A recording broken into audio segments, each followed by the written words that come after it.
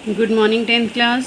बेटा ये जो अभी आपके हाफ़ ईयरली पेपर हुए थे, सितंबर का एग्ज़ाम हुआ था, मैथ्स का क्वेश्चन पेपर है ये।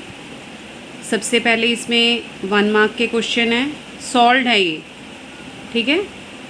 तो जो आंसर्स हैं, जो 1 मार्क वाले क्वेश्चंस हैं वो हाईलाइट किए हुए हैं, आप देख सकते हो। देखो पहले क्वेश्चन का जो आंसर है वो 2 + √8 है, मतलब अपरिमेय संख्या जो है।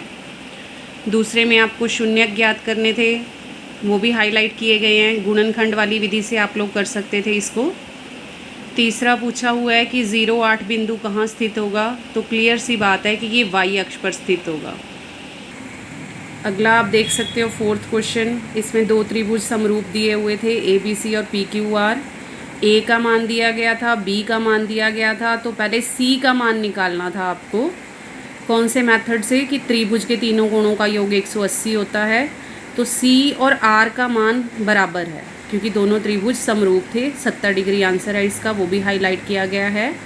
5वां प्रश्न आपको माध्यक ज्ञात करना था। 9वीं क्लास वाला क्वेश्चन था बेटा ये।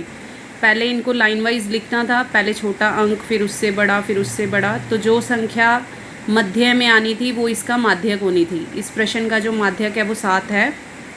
अगला क्वेश्चन था, आपको एक रैखिक युग्म दिया गया था, उसमें आपको पता करना था कि इसके कितने हल हैं।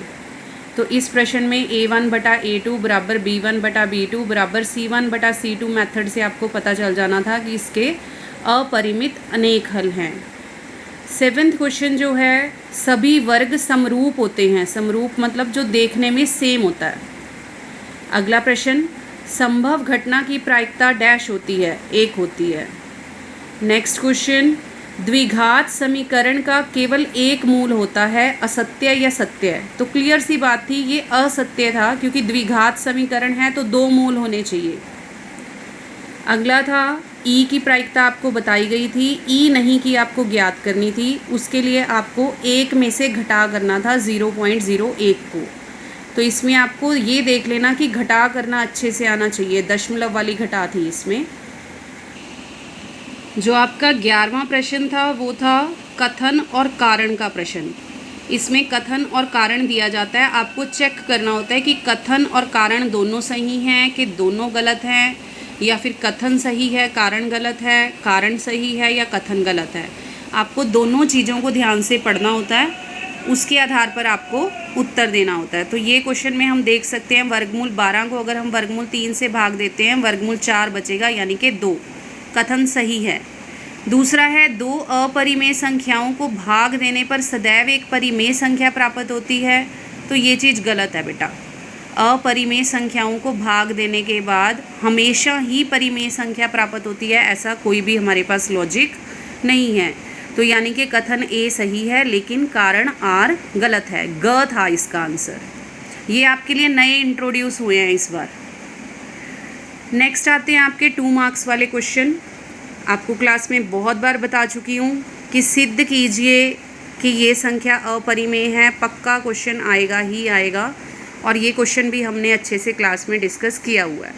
इसमें आपको सिर्फ व्युत्क्रम करके बताना था कि वो अपरिमेय है।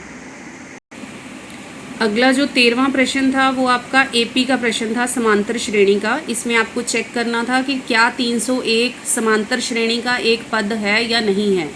उसके लिए पहले A का मान, फिर D का मान आपको पता करना था, और उसके बाद पद पता करने का सूत्र लगाना था, जो कि AN बराबर A + n-1 इंटू D होता है। जब आप इस चीज़ को हल करोगे तो आपके पास जो n का मान है, इसके बाद यहाँ के बाद आप देख सकते हो कि ये यहाँ हल किया गया है। n का जो मान है वो 50.3 बनता है, यानी कि वो एक पूर्णांक नहीं है, पूरा पूरा अंक नहीं है, इसलिए जो 301 है वो समांतर श्रेणी का पद नहीं है। अगला जो था आपका स्टेटमेंट सम था। इसमें आपको जैकब की और उसके बेटे की आयु पता करनी थी, वर्तमान आयु, जिसको आप पहले x और y मानोगे। 5 साल बाद की सिचुएशन यहाँ पे हल की गई है, 5 साल पहले की सिचुएशन इस साइड हल की गई है। इन दोनों को डील करने के बाद हम लोग क्या देखते हैं कि हमारे पास एक ये समीकरण बनेगा पहला, और उसके साथ हमारे पास ये समीकरण बनेगा दूसरा। इन दोनों समीकरणों पे जब आप विलोपन विधि लगाओगे तो आपके पास y का मान 10 आ जाएगा और x का मान 40 आ जाएगा। x यानी कि जैकब की आयु, जैकब की आयु हमारे पास कितनी आ जाएगी जी 40 साल, और उसके बेटे की आयु जो आ जाएगी वो 10 साल हमारे पास आ जाएगी। आगे आपके 3 मार्क्स वाले क्वेश्चन शुरू हो जाते हैं, जिसमें आपको 2 संख्याएं पूछी गई हैं जिनका योग 26 है और गुणनफल 165 है। तो आपने पहली संख्या x मान लेनी है, दूसरी y मान लेनी है।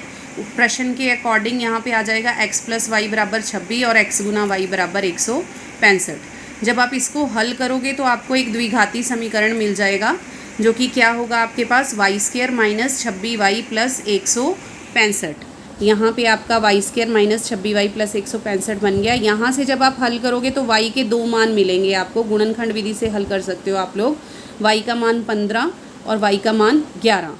जब y का मान 15 है उसको यहाँ पे भर दिया हमने x में, तो x का मान 11 बन जाता है, और अगर y को 11 लेते हैं तो x का मान 15 बन जाता है। यानी हमारे पास जो 2 संख्याएं हैं फाइनली 15 और 11 ही बनेंगी, यानी कि वो 2 संख्याएं 15 और 11 ही थी। नेक्स्ट है जी आपका 16th क्वेश्चन। 16th क्वेश्चन में y अक्ष पर बिंदु की बात की गई थी। ये बहुत बार डिस्कस हो चुका है कि y अक्ष पर जो बिंदु होता है वो 0, y होता है। 2 बिंदु आपको दिए गए थे 6, 5 और -4, 3।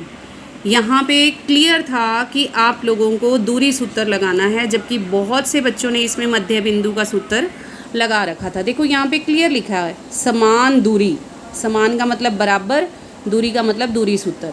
तो यहाँ पे आपको दोनों तरफ दूरी सूत्र लगाना था 0y बिंदु के साथ, और हल करने के बाद y का मान आ जाना था जी 9, यानी कि आपका बिंदु बन जाना था 0,9। 17वां प्रश्न आपका प्रायिकता का क्वेश्चन था बेटा। इसमें जो था आपसे भाज्य संख्या पूछी गई है, जबकि आप लोगों ने इसको अभाज्य से सोल्व किया है। अभाज्य से नहीं, भाज्य है। भाज्य हमारे पास 2 हैं, 4 और 6।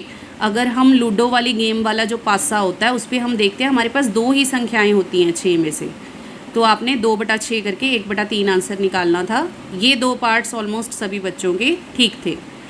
आगे आपके आ जाते हैं जी बड़े वाले प्रश्न, यानी कि 5 नंबर वाले प्रश्न। ये आपके त्रिभुज चैप्टर का क्वेश्चन था। इसकी आपको डिटेल में प्रैक्टिस करनी पड़ेगी, एक बार इसको क्लास में भी दोबारा से डिस्कस करेंगे।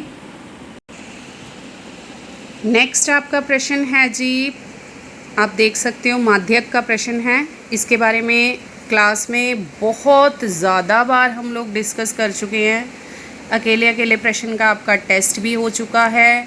तो माध्यक का फॉर्मूला लगना था, यहाँ से x का मान आपके पास 8 आ जाना था। उसको फाइनली भरने पे यहाँ पे आप देख सकते हो, आप y का मान भी यहाँ से पता कर सकते हो, जो कि कितना आ जाना था 7। तो x का मान 8 और y का मान 7। ध्यान से इस क्वेश्चन को प्रिपेयर कर लेना फाइनल पेपर के लिए भी। नेक्स्ट जो है बेटा ये आपका 4 नंबर का क्वेश्चन था। ये इस बार नए ऐड हुए हैं, सोर्स बेस्ड क्वेश्चन कहते हैं इसको। आपको पूरी स्टेटमेंट को ध्यान से पढ़ना है, फिर आपको सोचना है कि ये कौन से टॉपिक से रिलेटेड है।